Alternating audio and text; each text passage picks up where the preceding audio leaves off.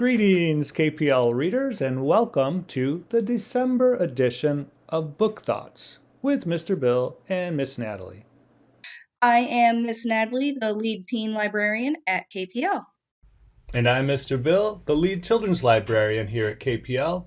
We're super excited to tell you about some of our favorite picks from the children's and teens collections at the library. Mr. Rogers said, "There are 3 ways to ultimate success. The first way is to be kind. The second way is to be kind. The third way is to be kind." This new picture book, Kindness Makes Us Strong, is not a Daniel Tiger book or a Mr. Rogers book, but I bet they would both like it very much because in its pages we see mostly children, all kinds of kids, and maybe some adults too, engaging in acts of kindness.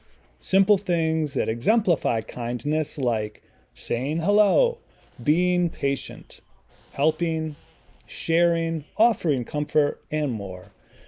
We know these things are true, that these actions are what makes kindness, but the cheerful, sunny illustrations accompanied by simple statements of what kindness is are inspiring. This book is a good one to read for story time because of the large, relatively brief text and because of the pictures. Spend some time lingering on the pictures and talking about them together. Each double-page spread is a mini-story that goes beyond the words. In one, bicyclists wait for ducklings to cross the road. In another, a classmate comforts another who has broken their drum during music time. In yet another illustration, kindness is visiting, and the picture is friends bringing cookies to their friend who has hurt their foot, apparently while roller skating.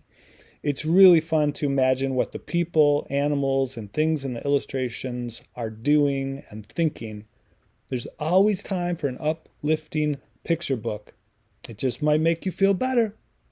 Sophie Beer has another title with a similar format called Love Makes a Family, and it is also simply wonderful. The first book we're going to talk about today for the teen department for December's Book Thoughts is The Afterword by E.K. Johnston. It is a fictional book with some sci-fi fantasy elements. It has knights and kingdoms, teen heroes, and it's an action adventure book, and it's particularly about a pair of siblings.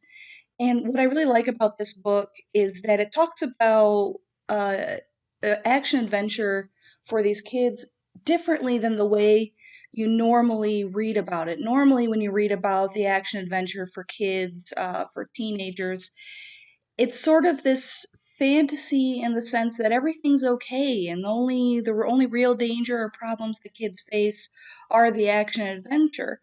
Well, for these two, something that comes up is that even though they're famous kids, they start finding out that just being famous doesn't do things for them like paying the bills. These were kids who were lower class in their kingdom, and now they have to determine how do they put food on the table and pay bills because they're orphans. So it's a really it can be a difficult read at times, but I like that the author is trusting kids as low as 12 years old, as young as 12 years old I should say, to really be able to sink their teeth into a difficult concept in a book, and that trusts them to understand it and maybe even familiarize themselves and empathize with it. At the end of the day, the book is really about family and banding together and about perseverance. But it's a really excellent book and it has great reviews, and so I highly recommend this for anybody who likes action adventures that are a little bit more realistic, if that makes sense for a Fantasy Kingdom book. But it's really great. When our brains sort the things we see and classify them, it can be helpful. After all, some things in the world are dangerous. People survive in part because our senses and our brains can recognize things that are dangerous and then avoid them. But this innate human intelligence and behavior is also to blame for stereotypes that do harm to other people and to ourselves. Hidden biases, hidden even to ourselves, can influence people to behave in ways that they wouldn't choose to behave if you ask them about it. This book explains how, when the developers of the hidden bias test or unconscious bias test, one of the draft tests asks participants to sort words like career and family with male and female names. When asked to put male names and work-related words together, she was able to complete the sorting quickly and easily. When asked to sort female-sounding names and words related to work into one category, she was slower. This surprised her and revealed her own unconscious biases that she had learned throughout her life. That psychologist, Mazarin Banaji, and her colleagues developed more of these awkward sorting tasks to create the Implicit Association Test, IAT, a powerful tool to learn about our own unconscious biases of all kinds. It's pretty great to see a book for children that illuminates these brain bugs, as they call them, what the authors call unconscious bias, and how people can discover them within themselves. It helps to explain how isms, sexism, racism, ableism, ageism, can be so difficult to do anything about. Learning how stereotypes work in our subconscious so that we can recognize them is a really important first step to doing something about them. I also really like the illustrations in this book. They are not photo illustrations, and that means that the artist who created them has really done a good job of coupling the concepts in the text with the pictures in ways that are really interesting. I really hope you check this book out. It's great for adults too. Unravel the Dusk by Elizabeth Lim is the second book in the Blood of Stars series, and it is absolutely beautiful. I really love just this cover. It was one of the reasons why I picked it for this month's book thoughts, and then I decided to page through it just to sort of see what it's about. And I'm somebody who's really drawn by book covers and incredible art and things like that. And so I think it's kind of great that it turns out the book is just so wonderful. The imagery in it is very beautiful. So it's a fantasy with some real Eastern elements to it. It has kingdoms, a female protagonist who has magic and is dealing with demons, and she's sort of transforming now in this second book. It's a follow up to the first, sort of the continuation of a transformation that began in the first book for her, and she's sort of contending with herself and her body as it's changing, and what this means for her, and how does she fit in the world, which of course is a pretty uh, very thinly veiled metaphor for what it's like for kids anyway when they're in middle school and high school and growing up and experiencing all these changes, and how do they fit in the world.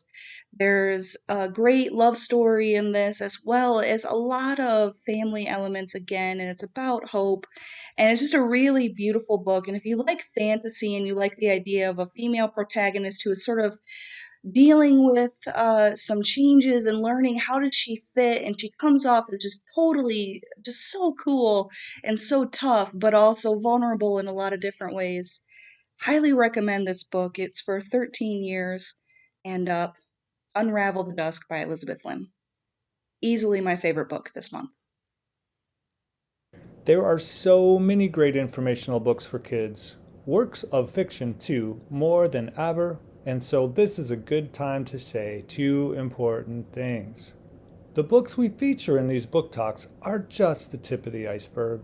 We are talking about a few among many excellent new books that KPL makes available for you. The other thing is, whether or not you're a fan of C.S. Lewis, it's hard to argue with his notion that, and I quote, "No book is really worth reading at the age of 10, which is not equally, and often far more, worth reading at the age of 50 and beyond." Lewis actually said, "except for books of information." I disagree with Lewis's tacked on caveat, especially in these times. Human knowledge is so specialized that we adults can learn a great deal from well written books that aim to explain the world inside and out to our children. Well, now that I got that out, I want to tell you about The Worry Less book by Rachel Bryan. In simple terms, illustrated throughout with very effective cartoon like illustrations and brief text, the Worry Less book explains how our bodies have an alarm system that can help keep us safe, but can also limit us with anxieties. This is a self-care book for kids. Kids need self-care just as adults do, and this book can help. Of course, if anxiety is getting to a point where you need professional help, tell a trusted adult and get the help that you need. You're important and you deserve that help. Adults can be on the lookout too to help kids keep safe. Just by raising awareness of how anxiety can make people feel is great self-knowledge. And this book does a great job of normalizing worry, that we all have worries, and that anxiety is a real thing that can affect your life, and that there are some great tools to know, explained in the book, to help. Author Rachel Bryan is the author of Consent for Kids, which is also a necessary book and also available at Kalamazoo Public Library. Her Own 2 Feet by Meredith Davis and Rebecca Uwatanzi is a nonfiction book about a young girl born in Rwanda who is born with club feet, which is a congenital defect that makes it very difficult to walk. And so she's born in poverty in Rwanda and she doesn't have a whole lot of options there. Well, as she gets a little bit older into her childhood years, she ends up making a choice to travel from Rwanda to Texas, here in the United States, to meet up with a U.S. surgeon who says that he can fix her feet, perform enough surgery on her feet to allow her to have some mobility and to walk again so that she's not reliant upon her family at home, which was causing some more hardship for them, and it gives her some options she didn't have before. This is really a heartbreakingly beautiful story. I did not expect to be emotionally touched the way that I was when reading this. I definitely recommend it if at all possible. There were several reviews where families listened to the audiobook together, and we do have the audiobook available online on some of our cloud platforms. So I would recommend that if possible. It's kind of it just talks about how brave this little girl is. I mean, she wasn't very old. She was, I think it was third grade. It's been a little while since I've read it. And she didn't speak English hardly at all, but traveled halfway around the world to get this surgery.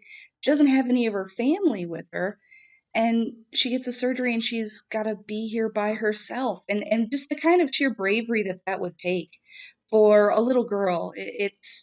It's absolutely heartrending and wonderful, and there's this real theme of hope and perseverance in the entire book. So if you are looking for a nonfiction book that is really not very long either, that you can either read or listen to together as a family, or something to give kids a nonfiction book that is not just a standard textbook like thing, but something that's actually about a real person and it's just about them.